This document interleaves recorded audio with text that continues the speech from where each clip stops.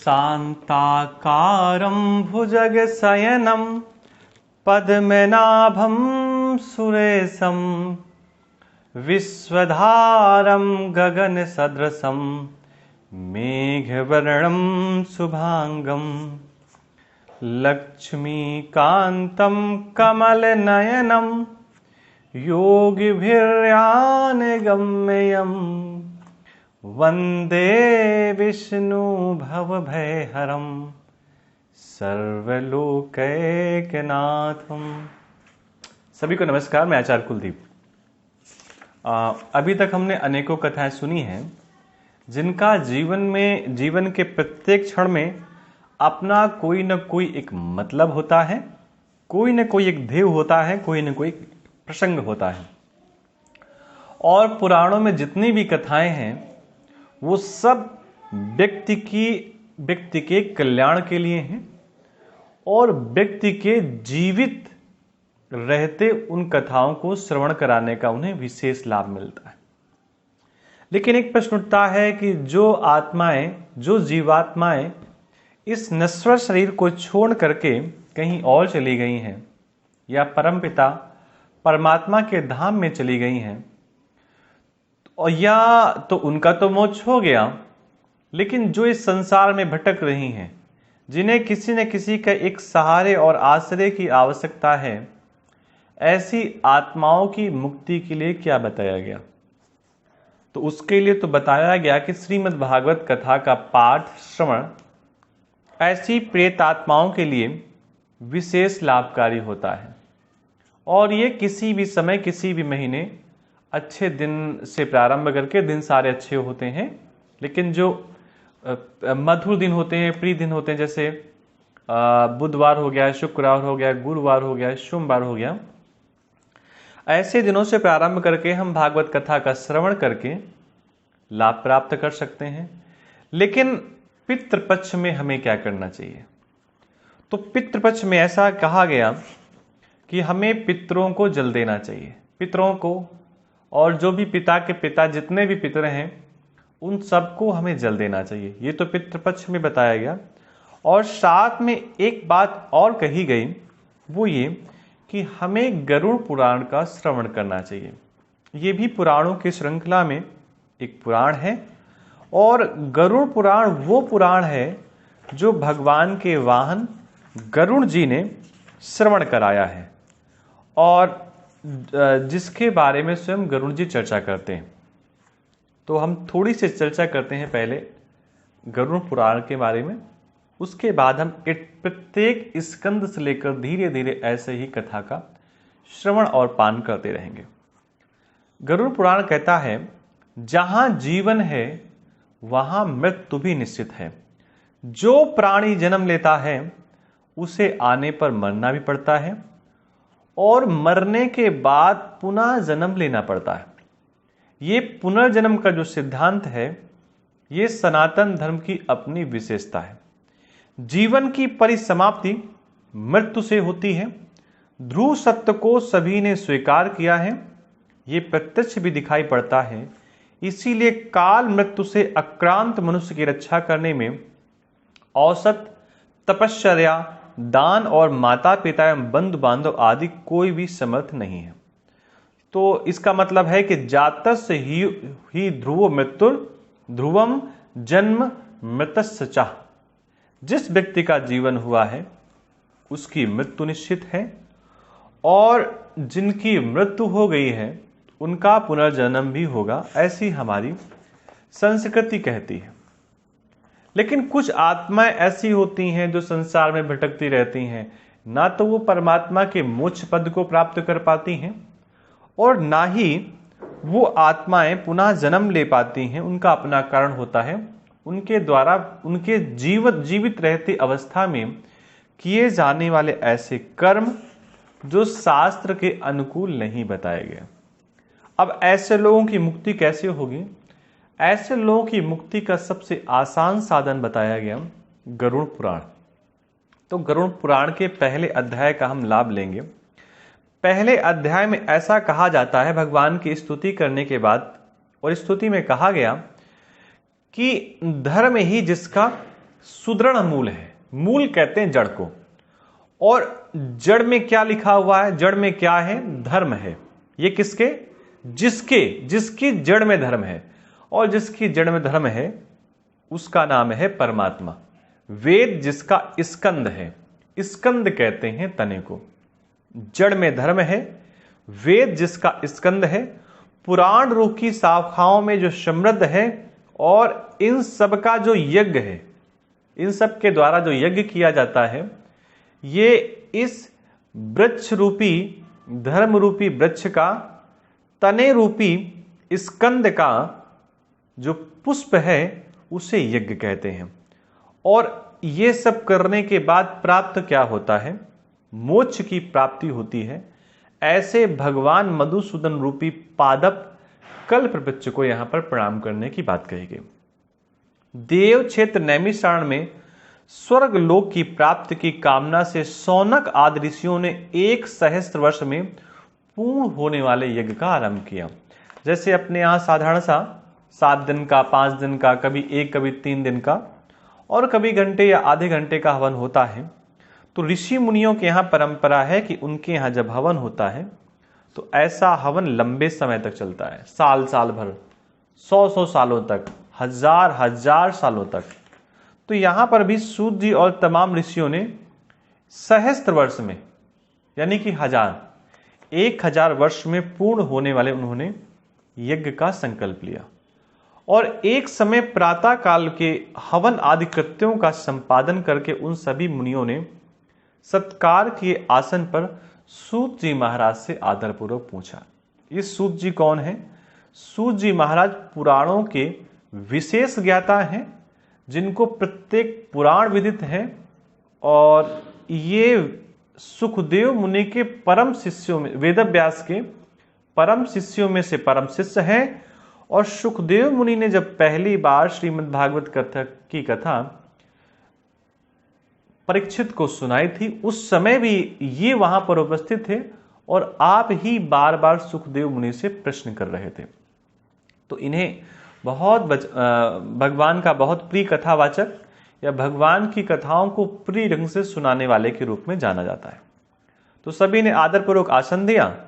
ऋषियों ने कहा सूत जी महाराज से कि आपने सुख देने वाले देव मार्ग का सम्यक निरूपण किया है।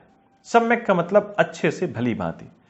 इस समय हम लोग भयावह यमराज मार्ग में विषय में सुनना चाहते हैं।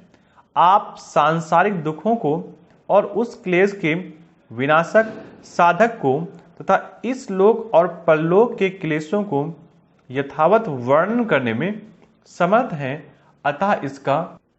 अतः इसका आप वर्णन करिए। सूत जी बोलते हैं कि हे मुनियों, आप लोग सुने, मैं अत्यंत दुर्गम यम मार्ग के विषय में कहता हूं। यम मार्ग, देखिए, मार्ग कहते हैं रास्ते को और यम कहते हैं मृत्यु के देवता को।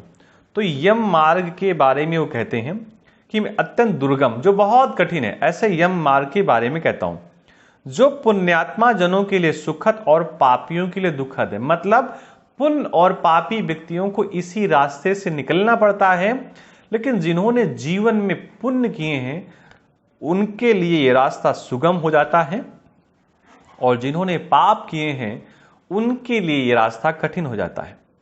गरुड़ जी के पूछने पर भगवान विष्णु ने जैसा कुछ कहा, मैं उसी प्रकार आप लोगों के संदेह की निवृत्ति के लिए कहता हूं।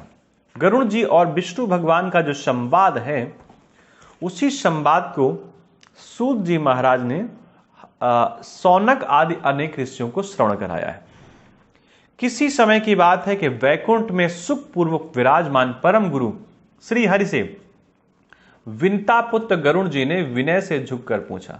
गरुड़ जी की माता का नाम विंता है, तो इनकी मां के नाम से इनको बुलाया गया।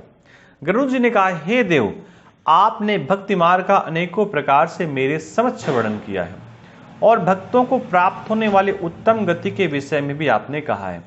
अब हम भयंकर यम मार्ग के विषय में सुनना चाहते हैं। यम मार्ग क्या है? हमने सुना है कि आपकी भक्ति से विमुख प्राणी, विमुख का मतलब दूर रहने वाला प्राणी, नरक में जाता है। भगवान का नाम सुगंधता पूर्वक लिया जा सकता है जिह्वा प्राणी के अपने वश में है। बिल्कुल, जिह्वा प्राणी के अपने वश में है। और जो लोग नरक चाहते हैं, ऐसे अधम मनुष्यों को बार बार धिक्कार है। इसलिए हे भगवान, पापियों को जो गति प्राप्त होती तथा यमराज यम मार्ग में जैसे वो अनेक प्रकार के दुख प्राप्त करते हैं, उसे आप मुझे सुनकर के सुनाइए। श्री भगवान ने कहा, श्री का मतलब भगवान, हे पक्षींद्र, पक्षियों के इंद्र, सुनो, मैं उस यम मार्ग के विषय में कहता हूं जिस मार्ग से पापी जन नरक यात्रा करते हैं और जो सुनने वालों के लिए भी बहुत भयानक है। इतनी कठिन बात इन्होंने भगवान ने कही कि सुनने में भी बहुत डर लगता है।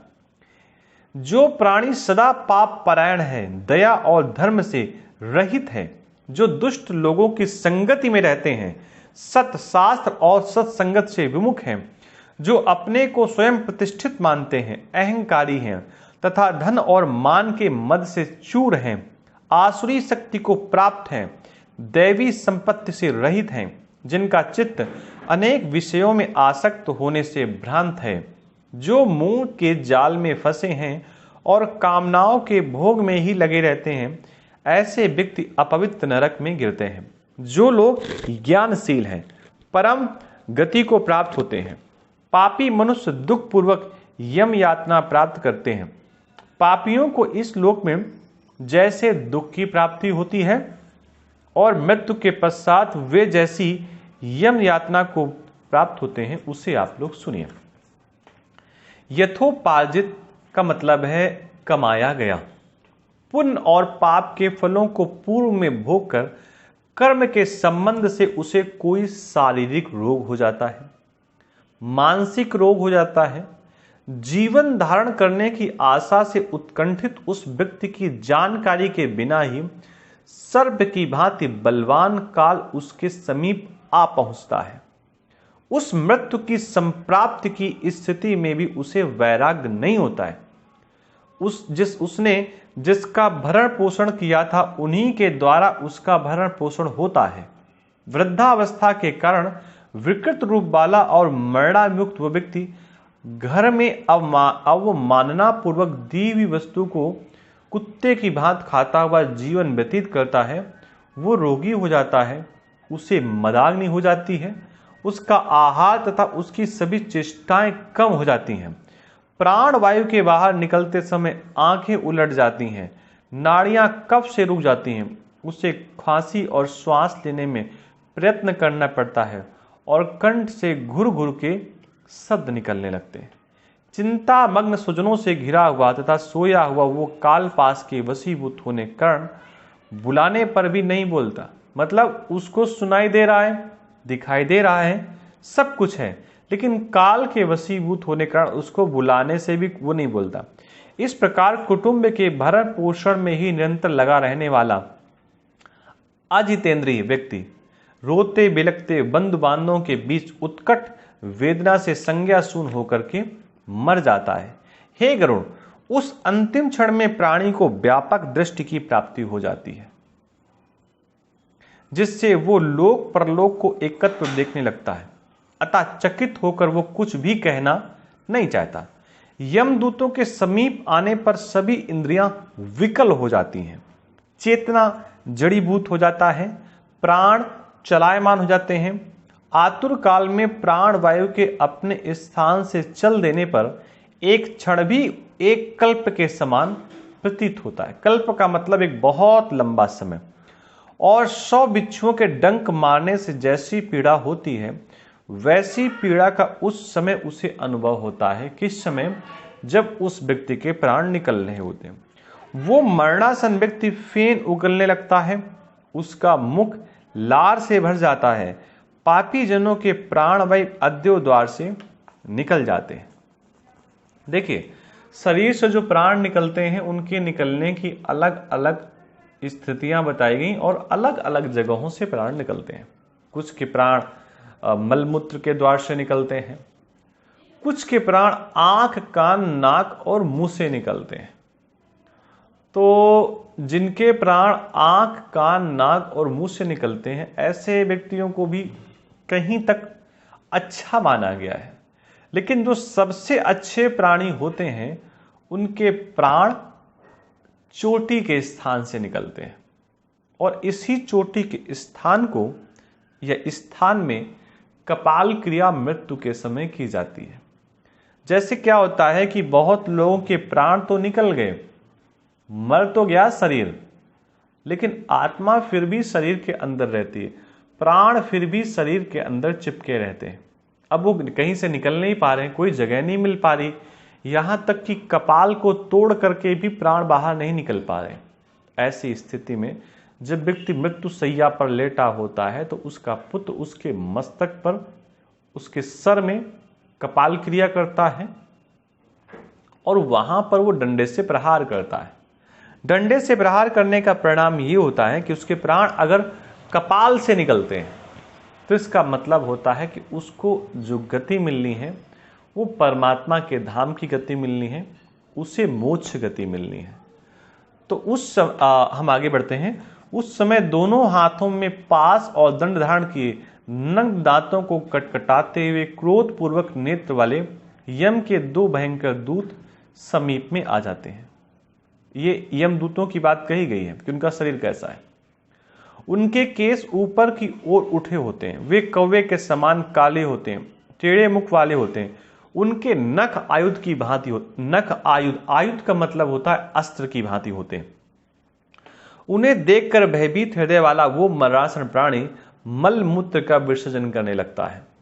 अपने 5 भौतिक शरीर से हाय हाय करते हुए निकलता हुआ तथा यमदूतों के द्वारा पकड़ा वो अंगुष्ठ मात्र प्रमाण का पुरुष अपने घर को देखता हुआ यमदूतों के द्वारा यातना देह से ढक करके गले में बलपूर्वक पांसों से बांधकर सुदूर मतलब बहुत दूर यम मार्ग पर यातना के लिए उसी प्रकार ले जाया जाता है जिस प्रकार राजपुरुष दंडनीय अपराधी को ले जाते हैं। इस प्रकार जाए जाते हुए जीव को यम के दूत तर्जना करके डराते हैं और नरकों के तीव्र भय का पुनः वर्णन करते हुए उसे सुनाते हैं। देखिए, नरक पर तो उनको ले जाना है, लेकिन पहले वो इतना डरा देते हैं कि व्यक्ति वहां पर डर जाता है। रास्ते में ही यम उसे इतना डरा देते हैं। जो प्राण निकलता है वो प्रत्येक व्यक्ति के अंगुष्ठ के बराबर ही प्राण होता है। जितना जिसका प्राण होता है तो मृत्यु के बाद उतने ही स्वरूप का उसका प्राण स्वरूप देह से बाहर निकलता है। यमदूत कहते हैं, युधिष्ठिर शीघ्र चल, तुम यमलोक जाओगे। आज तुम्हें हम सब कुंभीपाक आदि नरकों में शीघ्र ही ले जाएं। ये नरकों के नाम है कुंभीपाक। इस प्रकार यमदूतों की वाणी बंधु बांधों का रुदन सुनता हुआ वो जीव जोर से हाहाकार करके विलाप करता है और यमदूतों के द्वारा प्रताड़ित किया जाता है। यमदूतों की तर्जनाओं से उसका हृदय विदीर्ण हो जाता है, वो कांपने लगता है। रास्ते में उसे कुत्ते काटते हैं और अपने पापों का स्मरण करता वो पीड़ित जीव चलता है। भूख और प्यास से व्याकुल होकर सूर्य, दावाग्नि एवं वायु के संतप्त हुए और अनेकों यमदूतों के द्वारा पीठ पर कोड़े से पीटे जाते हुए उस जीव को तपी हुई बालुका से पूर्ण तथा विश्राम रहित और जल रहित मार्ग पर असमर्थ होते हुए भी बड़ी कठिनाई से चलना पड़ता है। थक कर जगह जगह गिरता और मूर्छित होकर वो पुनः उठकर पापी जनों की भांति अंधकार पूर्ण यमलोक में ले जाया जाता है। 2 अथवा 3 मुहूर्त में वो मनुष्य वहां पहुंचाया जाता है और यमदूत उसे घोर नरक यातनाओं को दिखाते हैं। मुहूर्त मात्र में यम को और नारकी यातनाओं के भय को देखकर वो व्यक्ति यम की आज्ञा से आकाश मार्ग में यमदूतों के साथ पुनः इस लोक में चला आता है, मनुष्य लोक में। समझिएगा, 2-3 मुहूर्त में वो मनुष्य वहां पहुंच जाता है, 2-3 मुहूर्त में, और यमदूत उसे घोर नरक यातनाओं को दिखाते हैं। मुहूर्त मात्र में यम को और नारकी यातनाओं को भय के देखकर वो व्यक्ति यम की आज्ञा से आकाश मार्ग से यमदूतों के साथ पुनः इस पृथ्वी लोक पर लाया जाता है। मनुष्य लोक में आकर अनादि वासना से बद्ध वो जीव देह में प्रविष्ट होने की इच्छा रखता है, किंतु यमदूतों द्वारा पकड़कर पास में बांधकर दिए जाने से भूख और प्यास से अत्यंत पीड़ित होकर रोता है। वो जीव पुनः किसी देह में आना चाहता है, लेकिन यम उसे इतनी प्रताड़ना देते हैं कि वो प्रताड़ित होता है। वो पातकी प्राणी पुत्रों से दिए हुए पिंड अथवा आतुर काल में दिए हुए दान को प्राप्त करता है। समझिएगा, ये जो पितृपक्ष होता है इसमें दान और अनेकों प्रकार की चीजें और स्पेशली पिंडदान के बारे में कहा गया। और पिंडदान गंगा के किनारे होता है या और अन्य नदियों के किनारे, और वहाँ के जो लोग होते हैं विद्वान लोग, वो पिंडदान करवाते हैं। तो जो लोग पिंडदान करते हैं उसी पिंडदान का भाग प्रेत आत्माओं को प्राप्त होता है। इसलिए अवश्य ही पुत्रों को या पुत्रियों को जो जैसी व्यवस्था जहाँ की है तो उन्हें अपने हिसाब से पिंडदान अवश्य करना चाहिए, क्योंकि यही पितरों को मिलता है, इसके अलावा कुछ और नहीं मिलता है। और जब वो 13 दिन होते हैं मृत्यु के समय का, उन 13 दिनों के मध्य में जो दान किया जाता है उस दान का लाभ भी वहां पर उन्हें मिलता है। पुत्र आदि के द्वारा पापियों के उद्देश्य से किए गए श्राद्ध दान तथा जलांजलि उसके पास ठहरती नहीं है, अतः पिंड दान का भोग करने पर भी वे क्षुधा से व्याकुल होकर यम मार्ग में जाते हैं। पिंडदान नहीं होता तो वे प्रेत रूप में होकर कल्प पर्यंत निर्जन वन में बहुत दुखी होकर भ्रमण करते रहते हैं। देखिए, पिंडदान की जो कल्पना है वो भारतवर्ष में ही है, कहीं और नहीं है। सैकड़ों करोड़ कल्प बीत जाने पर भी बिना भोग किए कर्म फल का नाश नहीं होता। देखिए, इसका तो गीता में भी कहा गया है कि अवश्यमेव भोक्तव्यम कृत कर्म शुभाशुभम। सारे ग्रंथों में ये बात कही गई कि व्यक्ति को अपने द्वारा किए गए कर्मों का भोग उसे स्वयं करना पड़ता है, उसके कर्मों का भोग कोई और नहीं करता, उसे स्वयं करना पड़ता है। और जब तक वो कर्मों का भोग पूरा नहीं कर लेता उसे शरीर प्राप्त नहीं होता। हे पक्षी, इसलिए पुत्र को चाहिए कि वो 10 दिनों तक प्रतिदिन पिंड दान करे। हे पक्षी श्रेष्ठ, वे पिंड प्रतिदिन 4 भागों में, जो पिंडदान व्यक्ति करता है वो भी 4 भागों में बट जाता है। उनमें 2 भाग तो प्रेत के देह के पंचभूतों की पुष्टि के लिए होते हैं, तीसरा भाग यमदूतों को प्राप्त होता है और चौथे भाग से उस जीव को आहार प्राप्त होता है। 9 रात दिनों में पिंड को प्राप्त करके प्रेत का शरीर बन जाता है और 10वें दिन उसमें बल की प्राप्ति हो जाती है। हे खग, मृत व्यक्ति के देह के जल जाने पर पिंड के द्वारा पुनः 1 हाथ लंबा शरीर प्राप्त होता है। पहले तो अंगुष्ठ मात्र का जैसा था, अब 1 हाथ लंबा, जिसके द्वारा वो प्राणी रास्ते में शुभ और अशुभ कर्मों के फल को भोगता है। पहले दिन जो पिंड दिया जाता है उससे उसका सिर बनता है, दूसरे दिन के पिंड से ग्रीवा गर्दन, तीसरे दिन के पिंड से स्कंध यानी कंधे, और चौथे पिंड से पृष्ठभाग पीठ का, दूसरे वाले से गर्दन और तीसरे से स्कंद और हृदय, 5वें से नाभि, 6वें तथा 7वें पिंड से क्रमशः कमर और गुप्तांग होते हैं, 8वें पिंड से उरु और 9वें पिंड से जानु। उरु कहते हैं जंघाओं को और जंघाओं के नीचे के हिस्से को जानु कहते हैं। इस प्रकार 9 पिंडों को देह प्राप्त करके 10वें पिंड से उसकी क्षुधा और तृषा ये दोनों जागृत हो जाते हैं। इस पिंड शरीर को प्राप्त करके भूख और प्यास से पीड़ित जीव 11वें तथा 12वें 2 दिन तक भोजन करता है और 13वें दिन यमदूतों के द्वारा बंदर की तरह बंधा हुआ प्राणी अकेला उस यम मार्ग में जाता है। हे खग, वैतरणी को छोड़कर यमलोक के मार्ग की दूरी का प्रमाण 86,000 योजन बताया गया। इसमें वैतरणी इंक्लूड नहीं है। वो प्रतिदिन रात दिन में से 247 योजन चलता है। रात दिन में मार्ग में आए हुए इन 16 पुरों को पार करके पातकी व्यक्ति धर्मराज के भवन में जाता है। सोमपुर, सौरीपुर, नगेंद्र भवन, गंधरपुर, शैलागम, क्रौंचपुर, क्रूरपुर, विचित्र भवन, बाह्यपतपुर, दुखदपुर, नानाकृंदपुर, सुतत भवन, रौद्रपुर, पर्योवर्षपुर, सीतांडपुर तथा बहुपीतिकीपुर को प्राप्त करके इसके आगे यमपुरी में धर्मराज का भवन स्थित है। मतलब ये इतने सारे के सारे ग्रहों को पार करके, ग्रह का मतलब घरों को पार करके, फिर वो यमराज के घर में जाता है। यमराज के दूतों के पासों से बंधा हुआ पापी जीव रास्ते पर हाहाकार करता हुआ, रोता हुआ अपने घर को छोड़ करके यमपुरी को जाता है। ये गरुड़ पुराण का पहला अध्याय है और हम इसके बाद दूसरा अध्याय यथोचित, इसमें बिना किसी व्याख्या के जैसा इसमें लिखा है ऐसा ही हम लोग यहाँ पर श्रवण करेंगे। तब तक के लिए आप सबको नमस्कार।